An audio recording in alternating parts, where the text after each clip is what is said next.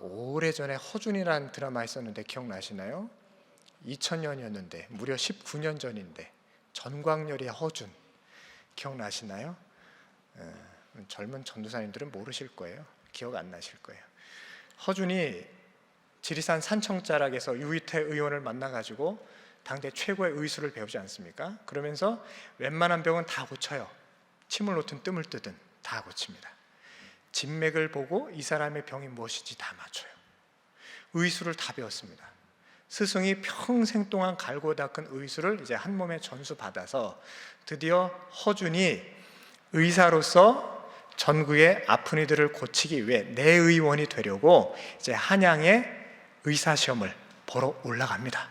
산청에서 출발해서 한양까지 걸어서 올라가던 중에 수원쯤 왔는데 이제 하루길만 더 걸어가면 한양인데, 그리고 과거 시험을 치러야 하는데 이 수원의 어느 한 동네에 환자가 발생한 걸 봐요. 허준이 묵어가던 그 마을에서 환자를 돌보던 중에 이 병이 단순한 병이 아니고 전염병이라는 걸 알게 됩니다.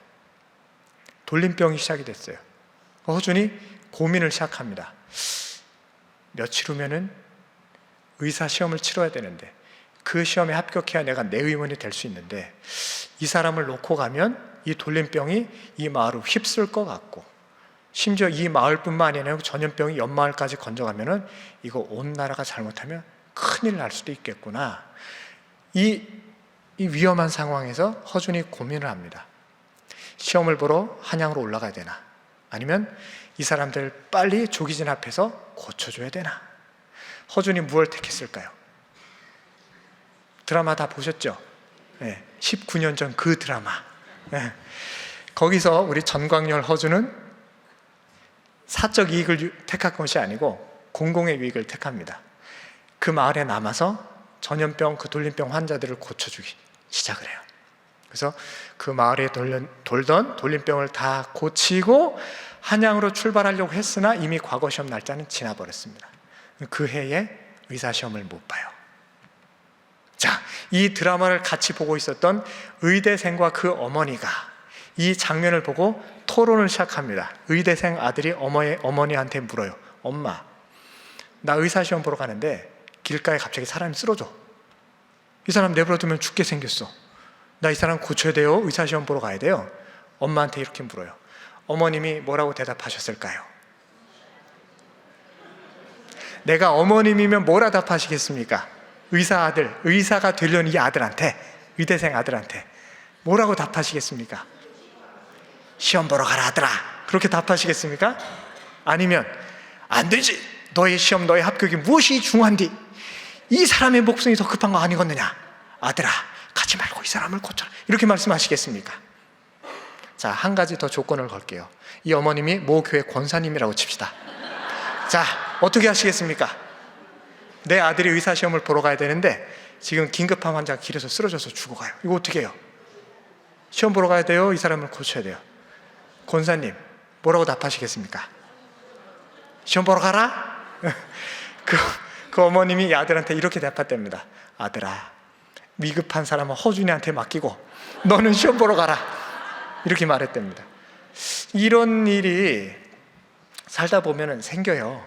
그렇죠? 사적 이익과 공공의 이익이 부딪힐 때가 생겨요.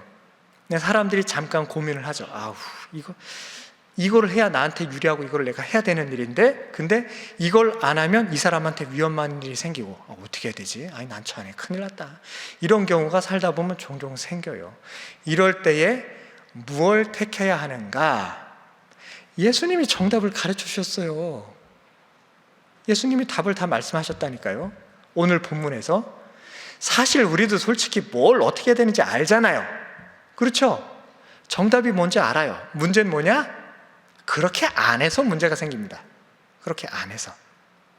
오늘 본문을 보시면 다 잘 아시는 이야기인데, 율법 교사가 예수님한테 먼저 질문을 해요. 근데 율법 교사가 무슨 마음으로 질문하는 거 아니? 25절 말씀에 예수를 시험하여 이르되, 이렇게 묻습니다.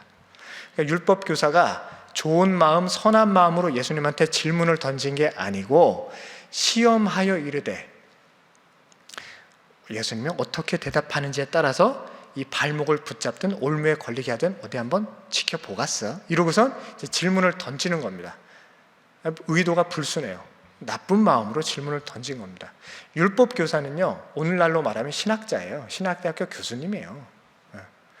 이분이 예수님한테 질문을 던진 거예요. 첫 질문이 무엇인고 하니 어떻게 영생을 얻겠습니까? 이게 첫 질문이에요. 영생을 어떻게 얻겠습니까? 내가 예수님이면 이 질문에 뭐라고 답하시겠어요?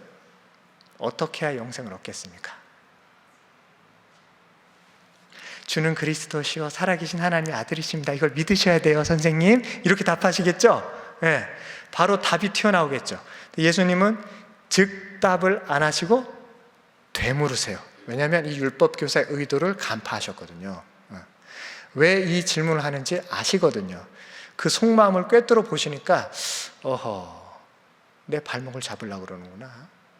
그래, 그러면 너의 대답 먼저 한번 들어보자. 그리고선 율법 교사한테 되물어서 네가 율법 교사니 잘 알 거 아니야.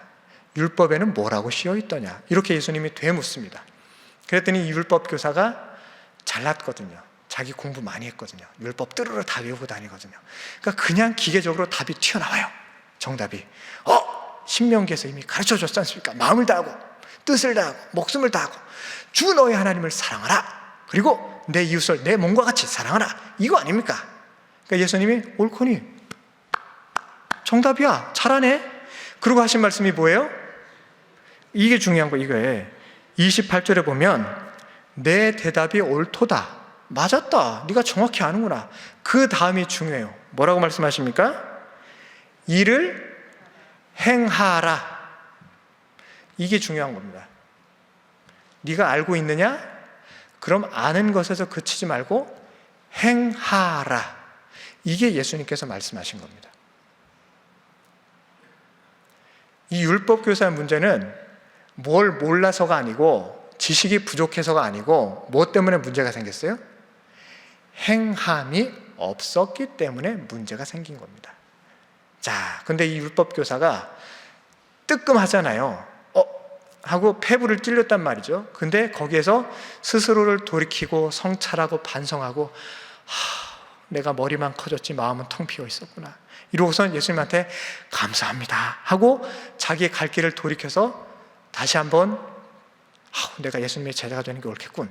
이렇게 해서 돌아왔어야 하는데 이 율법 교사가 질문 하나 또 던져요. 왜냐하면 29절 말씀에 자기를 옳게 보이려고 거듭나지 않았어요. 자기를 옳게 보이려고 질문 하나 또 던집니다. 그 질문이 뭐냐면 그렇다면 누가 이웃입니까? 이걸 물어봐요. 하나님 사랑, 이웃 사랑이 율법의 가장 큰 두 계명, 두 기둥이라면 그렇다면 하나님을 사랑하는 것은 우리가 대체로 알겠는데 이웃을 사랑했으니 그 이웃이 그럼 누구란 말입니까? 이걸 율법 교사가 물은 거예요. 역시 발목을 붙잡으려고 올무에 걸리게 하려고 이 질문을 던진 거죠. 그러니까 예수님이 참 지혜로우십니다. 즉답을 피하시고 이야기를 들려주세요. 그 이야기가 우리가 잘 아는 선한 사마리아인 비유입니다. 이 비유가 왜 나왔는지 어떤 배경에서 나왔는지를 늘 기억을 하셔야 돼요. 율법 교사가 예수님의 발목을 잡으려고 의도적으로 악랄하게 질문을 던졌을 때 예수님이 해주신 말씀, 이 선한 사마리아인 비유입니다. 이 이야기 자체가 워낙 익숙하게 잘 아시니까 제가 한국식으로 각색을 해서 들려드릴게요. 한번 잘 들어보세요. 때는 바야흐로 1930년대 서울. 일제 황민화 정책이 극심하던 어느 때 청년들은 징용을 끌려가거나 아니면 징병당해서 일제 앞자기에 대해서 총뿌리를 겨누게 되었고 처녀들은 위안부로 끌려가던 시절입니다. 교회는 신사참배에 굴복해서 저 남산에 있던 신사에 가서 무릎 꿇고 황민서사를 읽던 바로 그 1930년대 서울에서 벌어진 일입니다. 명동에서 포목상을 하던 홍길동이라는 분이 저 마포 나루에 청나라에서 들어온 극상품 비단이 있다는 소식을 듣고 그 비단을 살려고 현금을 바리바리 싸들고 아현동 고갯길을 넘어 신촌을 거쳐 마포나루를 가던 길이었습니다. 이해가 되시죠? 무슨 이야기인지 아시겠죠? 자, 이 명동에서 포목상을 하던 홍길동 씨가 비단을 사려고 마포나루를 가는데 현금을 잔뜩 품에다 이렇게 숨겨놓고 가는데 이런 아현동 고갯길에서 강도를 만나버렸어요. 어머나 세상에, 진짜 있었던 일 같죠? 강도를 만나버렸어요. 강도가 이 홍길동 씨한테 묻는 거예요. 있는 돈 다 내놔, 이렇게 묻는 거예요. 돈 그런 거 없어요. 나는 가진 게 몸뚱아리 하나예요. 살려만 주세요. 이랬는데 이 강도가 한 양에 한 대요, 이러고선 몸을 뒤지기 시작합니다. 그랬더니 저 품속에 숨겨놓던 현금이 막 쏟아지기 시작한 거예요. 강도가 횡재했네. 그러고선 한 양에 한 대라고 약속을 지켜야 되기 때문에 이 홍길동 씨 흠씨 두들겨 팼어요. 사람을 반 죽게 만들어놨습니다. 돈을 가지고 강도는 도망가고 홍길동 씨는 두들겨 맞아서 죽게 되어가지고 길가에 쓰러져 있었습니다. 그런 상황이에요. 그런데 신촌에 있는 교회에 부흥집회 인도하시러 남산교회 나신실 담임 목사님께서 아현동 고갯길을 건너가고 있었습니다. 남산교회 나신실 목사님께서 신촌교회 부흥집회 인도하시려고 그날 저녁에 아현동 고갯길을 넘어가다가 강도 만나서 흠씬 두들겨 맞고 길가에 쓰러져 있는 홍길동 씨를 봅니다. 어떻게 해야 됩니까? 어떻게 해야 돼요? 난리 났구만. 이 집회 시간은 늦었는데 이거 내가 빨리 가야 되는데 말씀을 증거해야 되는데 내가 늦으면 신촌교회 교인들한테 볼 면목이 없고 어떻게 해야 되나? 주여 용서하소서. 그러고는 지나간 거예요. 이 난신실 목사님이 집회 인도하시겠다고 그냥 지나가신 거예요. 이 홍길동 씨를 내버려둬. 왜 그렇게 놀라세요? 처음 듣는 이야기세요? 다 누가복음 10장에 나오는 얘기인데. 그러고서 30여 분 후에 종로교회 왕경건 장로님께서 그 아현동 고갯길을 넘어가고 계셨습니다. 이 왕경건 장로님은 왜 아현동 고갯길을 넘어가셨을까요? 당대 최고의 부흥사 나신실 목사님이 인도하는 그 집회에 참석하고자 아현동 고갯길을 넘어서 신촌교회를 가던 길이었는데 글쎄 세상에 길가에 쓰러져 있는 사람을 발견했네요. 이 사람은 가만 보아니 강도 만나서 두들겨 맞아서 숨만 붙어있는데 곧 돌아가실 것 같아. 왕경건 장로님도 잠깐 생각하셨어요. 큰일 났네. 이거 집회 늦으면 안 되는데 오늘 이 말씀을 꼭 들어야 되는데 하나님 사랑, 이웃 사랑 이 본문을 들어야 되는데 어떻게 하면 좋은가? 그러다가 이 왕경건 장로는 모르겠다. 누군가 또 오겠지 뭐. 그러고선 그냥 또 지나쳐서 가셨어요. 이 장로님이. 나신실 목사님과 왕경건 장로님은 이 홍길동 씨를 본체만 차고 그냥 지나가신 거예요. 자, 그런데 신촌 쪽에서 말을 타고 어떤 사람이 뚜벅뚜벅 떡떡떡 하고 이 아현동 고갯길을 건너옵니다. 동대문 경찰서 소속의 나카무라 순사. 이 나카무라 순사가 서대문 경찰서에 볼 일이 있어서 잠깐 방문했다가 볼 일을 마치고 저녁 해질녘에 다시 동대문 경찰서로 복귀하기 위해 말을 타고 이 아현동 고갯길을 넘어오고 있었어요.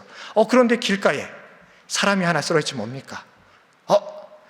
딱 순사니까 딱 가면에 강도 만났다 됐어. 이거 알아차린 거예요. 그래서 말에서 내렸습니다.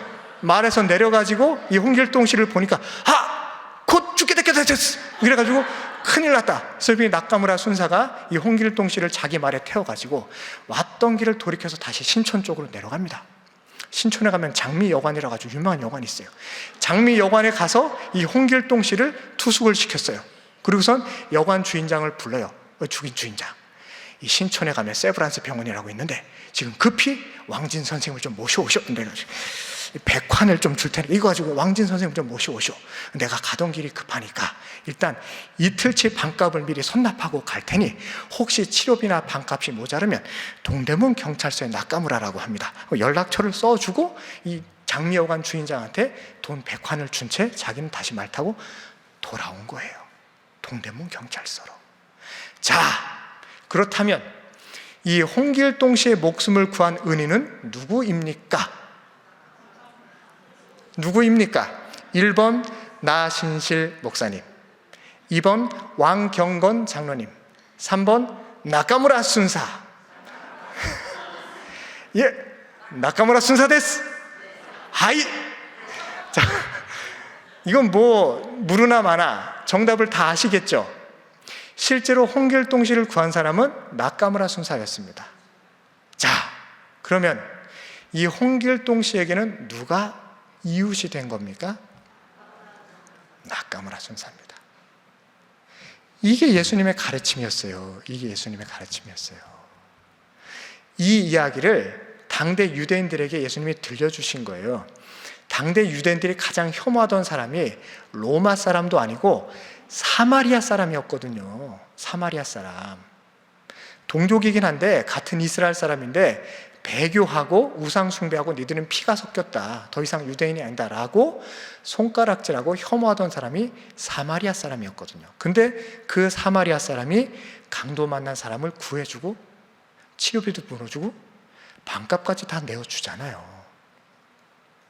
우리 조선 사람들에게 가장 큰 왼수가 누굽니까? 일본 사람들이거든요. 왜냐하면 우리가 35년 동안 치욕스럽게 나라를 빼앗긴 경험이 있잖아요. 이거는 남녀노소를 불문하고 아무나 붙잡고 물어봐. 어느 나라가 제일 싫어요? 유치원 아이들한테 물어보세요. 일본이요! 이렇게 대답해요. 걔들이 뭐 일제시대를 겪어봐서 알겠어요?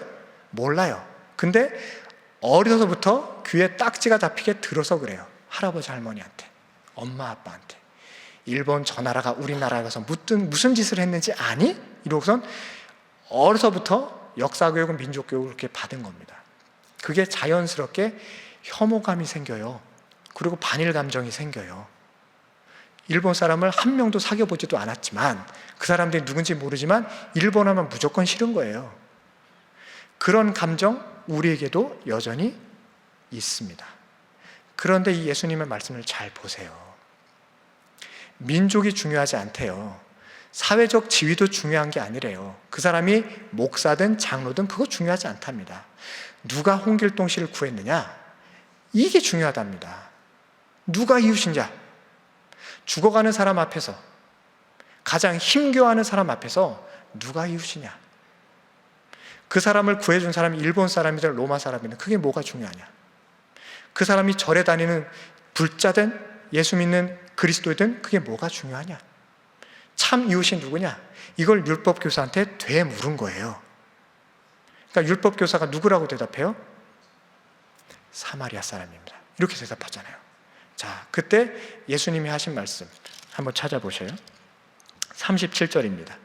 우리 37절 말씀 같이 읽어보겠습니다. 시작. 이르되 자비를 베푼 자니이다. 예수께서 이르시되 가서 너도 이와 같이 하라 하시니라. 아멘. 예수님께서 율법 교사에게 하신 말씀, 이 마지막 교훈이에요. 가서 너도 이와 같이 하라 입니다. 네가 알았다면, 이제 이웃이 누군지 알았다면 행하여라, 이 말씀을 하신 겁니다. 율법 교사는 자기가 똑똑하다는 걸 알고 있어요. 스스로 자기가 구약의 모든 말씀을 달달 외운다는 걸 알고 있어요. 그리고 사실은 예수님과 대결해보고 싶었던 겁니다. 승부를 걸어보고 싶었어요. 누가 많이 하나? 누가 정확히 하나? 누가 제대로 해석하는가를 예수님과 대결해보고 싶었던 거예요. 근데 완패합니다. 완패해버렸어요. 물론 똑똑하죠. 아는 거 많죠. 근데 그 지식의 율법 교사를 구원했습니까? 아니에요. 아니에요. 지금 한국교회가 사회적으로 큰 지탄의 대상이 되었어요. 사람들이 한국교회 보고 실망했다고 그래요. 교회 그렇게 하면 안 된다고 말해요. 오히려 교회 안 다니는 사람들이 교회 다니는 사람들을 가르치려고 그래요. 당신들 예수 똑바로 믿으라고. 자, 이게 과연 우리에게 지식이 없어서 벌어진 일입니까? 우리가 성경을 잘 몰라서 벌어진 일이에요? 정보의 양이 삼위일체론을 제대로 설명하지 못해서 우리가 이런 일이 벌어진 거예요? 아니에요. 잘 몰라서 이 일이 벌어진 게 아니에요. 50년대, 60년대 보세요. 성경 잘 몰랐어요. 신학적 지식도 훨씬 부족했어요. 근데 그때는 정말 뜨거웠습니다. 콩 한 쪽도 나눠 먹었어요. 나도 굶지만 옆에 굶는 저 사람한테 내가 오늘 저녁에 해먹을 쌀 한 줌 갖다 줬어요. 그거에 감동해서 그 사람들이 눈물을 흘리면서 교회 나왔잖아요. 기억하시잖아요. 그 믿음, 그 사랑, 그 열정이 지금은 찾아보기가 힘들어요. 우리에게 없는 건요, 지식이 아니에요. 지금 우리에게 없는 건 행함입니다. 행함이 없기에 지금 한국교회가 비난받고 있는 거예요. 오늘 이 말씀이 우리에게 주는 교훈은 명백합니다. 너 성경 잘 알잖아. 내가 가르쳐준 복음이 뭔지 잘 알잖아. 하나님 사랑, 이웃 사랑, 그거 머리로만 알고 있겠니? 지식으로만 알고 있을 거야? 그거 아니야. 내가 원하는 건 가서 너도 이와 같이 행하라. 예수님께서 지금 나에게 말씀하고 계십니다. 지금 대림절을 지나고 있습니다. 이제 다음 주면은 성탄절이에요. 아기 예수님이 이 땅에 오신 날입니다. 예수님은요, 이 땅에 평화의 왕으로 오셨어요. 막힌 담을 허시고 둘을 하나로 만드셨습니다. 모든 원수가 된 것을 십자가로 소멸하셨어요. 민족도 없고 인종도 없고 계급도 없어요. 예수님은 사랑을 전하는 그 사람, 바로 그 사람이 진짜 이웃이라고 말씀하십니다.